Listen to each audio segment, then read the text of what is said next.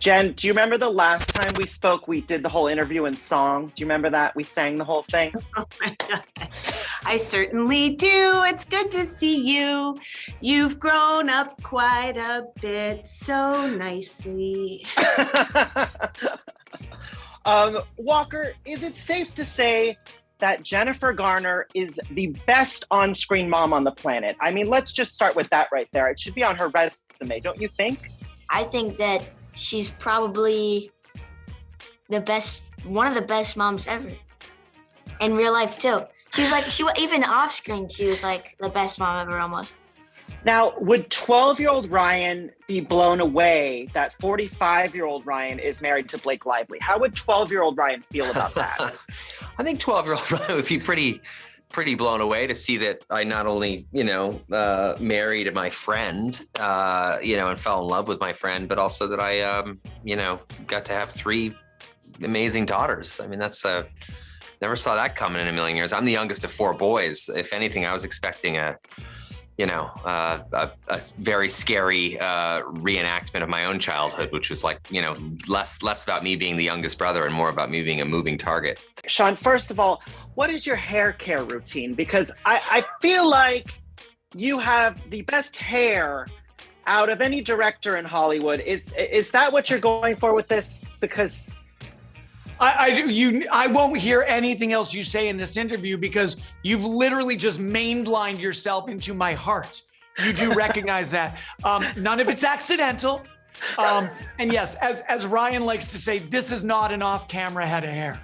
I mean, I might work behind the camera, but come on, where is my close-up? I'm going to go 30 years in the future. Who would you want to play you? What actor out there now, an older actor, who could play Ryan Reynolds? I'm thinking Patrick Stewart. Put a wig on him. Right? Patrick Stewart to play me? Yeah. Wow, I don't know about that. That sure would be nice. I think I go with Hugh Jackman because that would be a unique torture for him. And he is much older than you, right?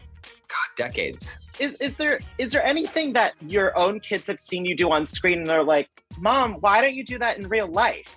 Like, is there any one of those? My kids, if they have a hard time watching me, but when they do, they're so sweet to me that I really can't even make fun of them. They're really nice. Walker, everyone's asking you, what's it like playing younger Ryan Reynolds? But let's flip that for a second. I want to know, are you happy with Ryan Reynolds playing a future you? What are your thoughts on that? Yes. I am more than happy. That's probably one of the coolest things that's ever happened to me. Thank you, guys. I love this film. I cannot wait to talk about it. Congratulations. Oh, thank you so much. It's nice to meet you. Good to see you. Thanks, Jen. Well, guys, be sure to check out The Adam Project coming to Netflix this Friday. Thanks. Dish Nation, that's me. Hey, Ryan. Hey, Andrew. The first thing that I love about this movie is it reminds me of my childhood and, the Back to the Futures, the Flight of the Navigators, that nostalgia factor, which it was just transformative watching it because I haven't seen something like this in a long time. But how would you describe it? How did it feel to you?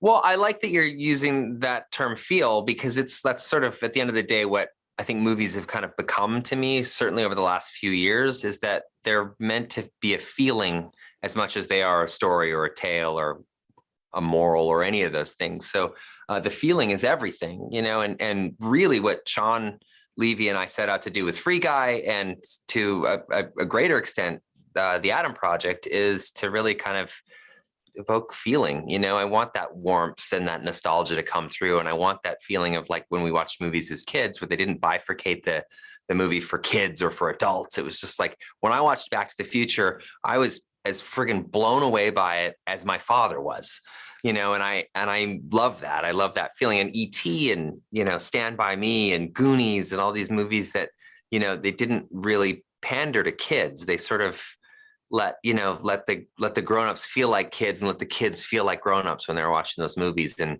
and they didn't shy away from emotion, even though you were backdropped by huge spectacle, wish fulfillment, action, adventure, and comedy. You still, at the end of the day, come back to punching them right in the heart. And I love that we get to, at least circle that bullseye with Adam Project.